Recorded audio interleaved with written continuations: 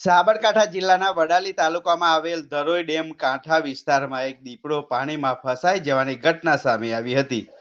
આ બનાવે સ્થાનિકોમાં થોડી વાર માટે ચિંતા ફેલાવી હતી. મળતી માહિતી મુજબ દીપડો ડેમના ઊંડાણ ધરાવતા પાણીમાં તરતો જોવા મળ્યો હતો.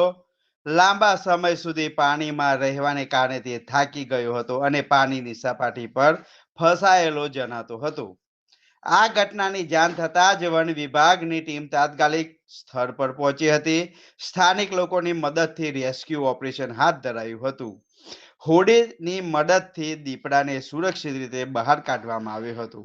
રેસ્ક્યુ બાદ દીપડાને સાબરમતી નદી કાંઠા નજીક આવેલા જંગલી વિસ્તારમાં છોડી દેવામાં આવ્યો હતો, જેથી તે ફરીથી પોતાના કુદરતી નિવાસ સ્થાને પહોંચી શકે. સદનસીબે આ સમગ્ર ઘટનામાં દીપડાને કોઈ ઈજા નથી અને તે સુરક્ષિત રીતે બચાવી લેવામાં આવ્યો છે.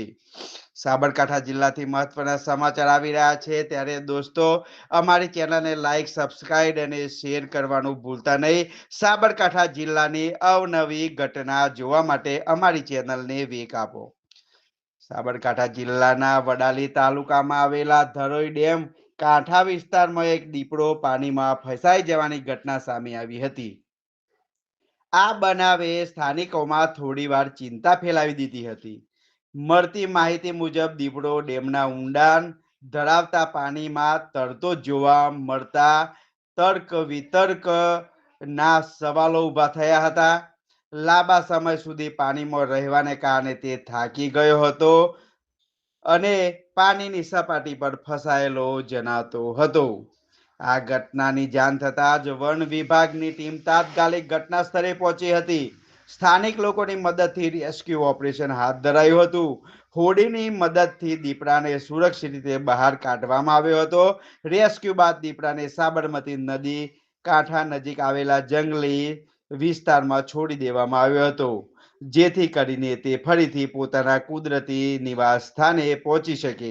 સદનસીબે આ સમગ્ર ઘટનામાં દીપડાને કોઈ ઈજા થઈ નથી અને તેને સુરક્ષિત રીતે બચાવી લેવામાં આવ્યો છે.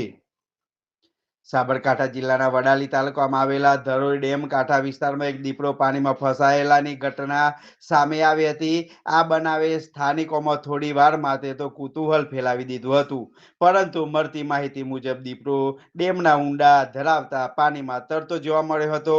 લાંબા સમય સુધી પાણીમાં રહેવાના કારણે તે થાકી ગયેલો જોવા મળી રહ્યો હતો.